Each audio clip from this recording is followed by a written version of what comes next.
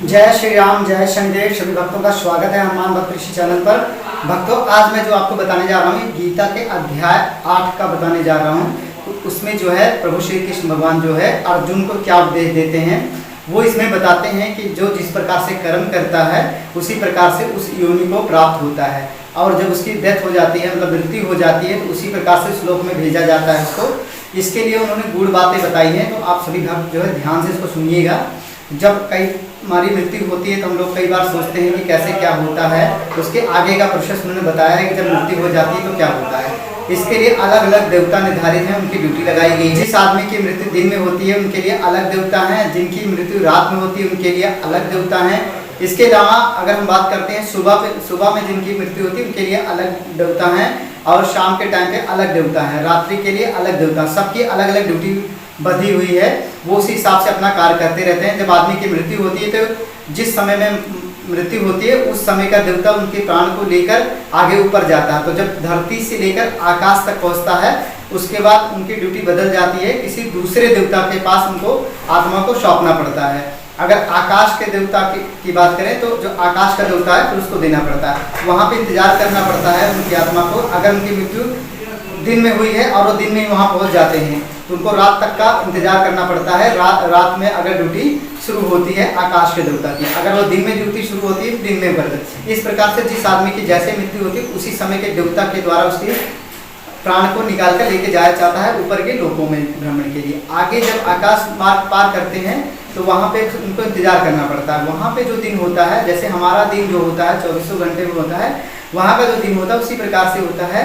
यहाँ का जो अपने जो धरती का 6 महीने का जितना समय लगता है उतने दिन का वहाँ एक दिन होता है, और बाकी के 6 महीने का रात होती है।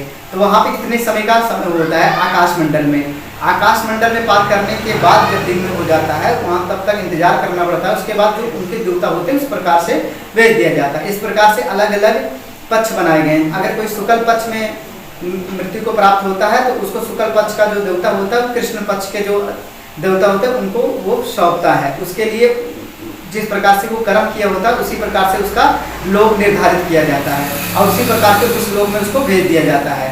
उसके ऊपर कृष्ण लोक पक्ष के ऊपर जो है आगे जाता है तो वो ब्रह्मांड में जाता है, ब्रह्मा के लोक में जाता है। ब्रह्मा के लोक के जाने के बाद उसका जिस प्रकार से कर्म किया जाता है उसी प्रकार से उसको जो है आगे भेज दिया जाता है। और जो नरक काम, जो गलत काम किए रहते हैं, पापी लोग, दुष्ट लोग रहते हैं, उनको नरक में अगर भोगना होता है तो कृष्ण पद से ही नरक में भेज दिया जाता है।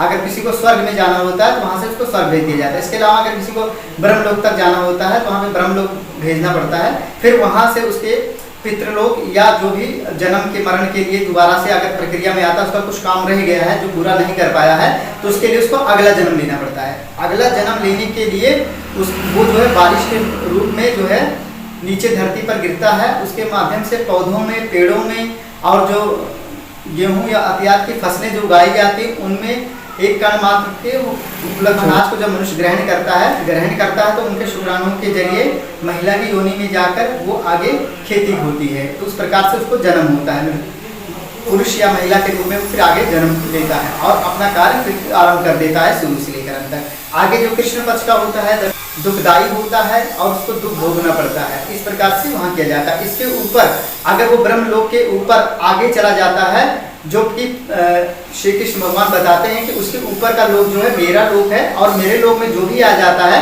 फिर उसको दोबारा लौटना नहीं पड़ता आत्मा को, वो मेरे में ही विलीन हो जाती है और जन्म मरण के चक्कर से वो छूट जाती है।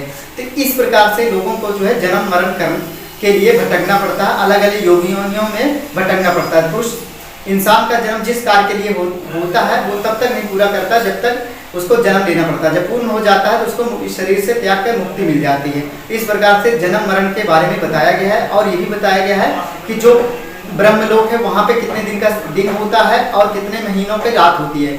इसको हम अगली वीडियो में बनाएंगे ताकि वीडियो बड़ी ना हो जाए।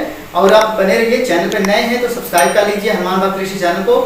फेसबुक पे देख रहे हैं पेज को फॉलो कर लीजिए, इंस्टाग्राम पे देख रहे हैं फॉलो कर लीजिए, वीडियो को दूसरे भक्तों तक भी शेयर कर दीजिए। इसी प्रकार की जानकारी आप घर बैठे रहने हेतु आप हमें ज्वाइन भी कर सकते हैं, हमारा मेंबरशिप ले सकते हैं। मेंबरशिप का लिंक मैंने डाल दिया डिस्क्रिप्शन में, वहाँ से क्लिक करके आप ज्वाइन कर सकते हैं मेंबरशिप, और आपको वीडियो के माध्यम से जानकारी मिलती रहेगी। जय श्री राम, जय श्री कृष्ण।